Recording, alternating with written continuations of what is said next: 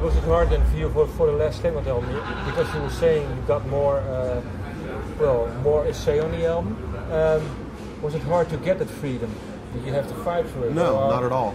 It just took a natural course, you know.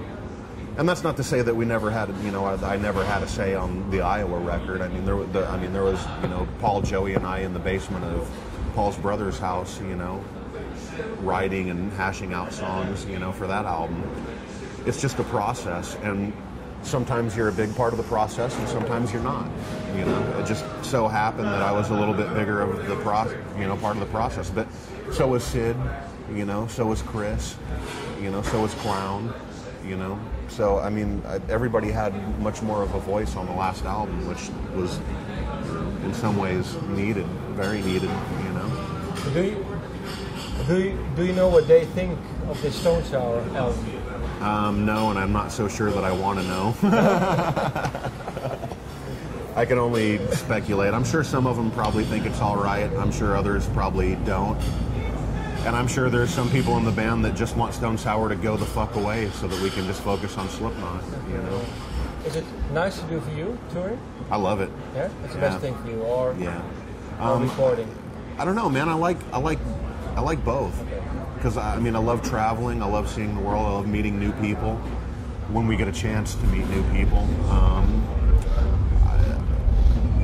You know, the last 8 years of my life has been spent on a tour bus or on an airplane, you know, or in a studio. So that's kind of like, it's become second nature to me, and that's normal for me now. No, so you don't dislike it? Because sometimes people say, well, I've had enough now, and it's... Yeah, I mean, there's times where I want to take a break, and you know, I've kind of lost a little bit of myself, you know what I mean, in doing this, just because it's lonely and it's isolating being on the road and touring. Would I change it for anything? No, absolutely not. This is what I've worked my whole life to do, and the rewards are way more than any of the disadvantages or any of the negative that comes out of it.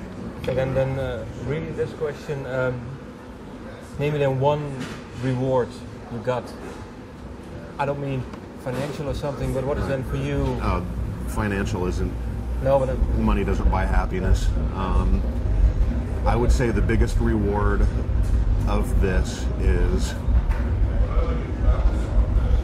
I mean, I could say the cliche thing when you're on stage and you see somebody singing your words back to you, you know, I don't think that's rewarding. When I get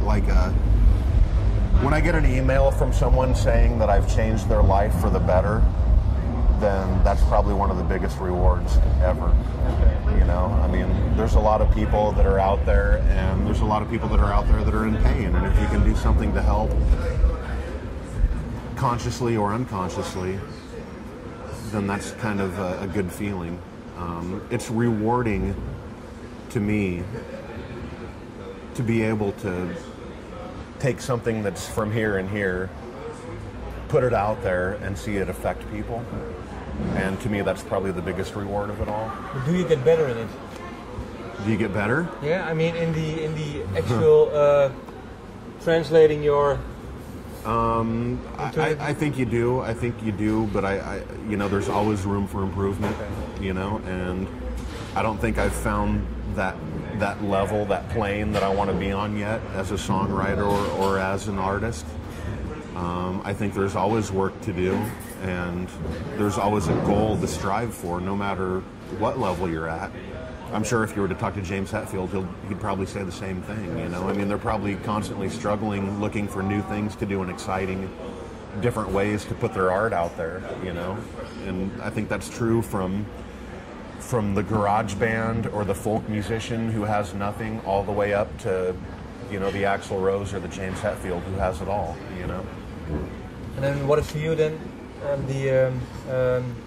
music-wise? Do you see yourself, or maybe do some jazz stuff or country? Maybe.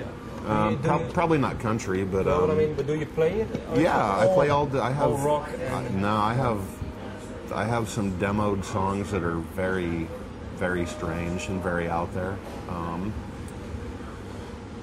Will we ever get a chance to get to them? I don't know. Will it ever be with either of the bands I'm in right now, I don't know.